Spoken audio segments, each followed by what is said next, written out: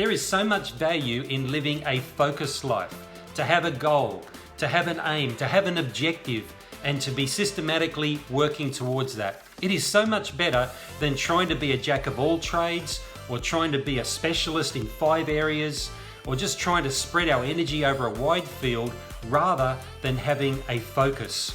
It is so much better to invest in one primary thing and really invest ourselves into that rather than scattering our energy. You know, Jesus had a focus. Jesus said in John 4 verse 34, "My food is to do the will of him who sent me and to finish his work." That sounds like a focus. That sounds like Jesus was working towards an objective. He was. Paul had a focus. He said in Romans 15 verse 20, "I've made it my ambition to preach the gospel not where Christ has already been named." He didn't want to go to places where other people were planting churches and build on someone else's foundation. So Paul would deliberately seek out areas where the gospel hadn't been preached and make a beeline for those places. He lived with a focus. It's interesting that in Colossians chapter 4, right near the end of the book, in the second last verse, Paul wants a certain man called Archippus to be addressed. He says, "Say to Archippus, see that you fulfill the ministry that you have received in the Lord." What was that ministry? We don't know. Was he called to be a pastor or a missionary or to devote himself to kids ministry or mercy ministry? We're not told. But what we are told is what we need to know, that Archippus was to focus on whatever ministry God had called him to and to fulfill it. And it is quite hard to fulfill something if we are spreading our time and energy over a wide field.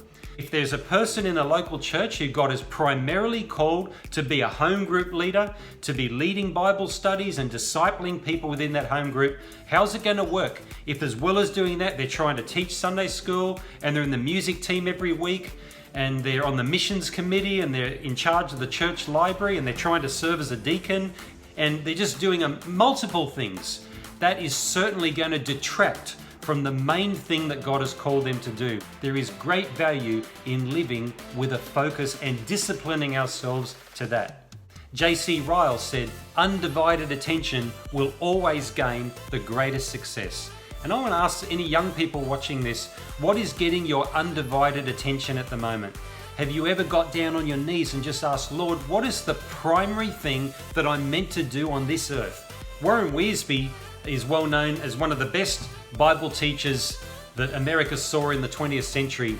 And not just a pastor, but also he wrote many commentaries called the Be series. Everyone starts with the word be. So it's quite appropriate that when he wrote his autobiography, he called it Be Myself.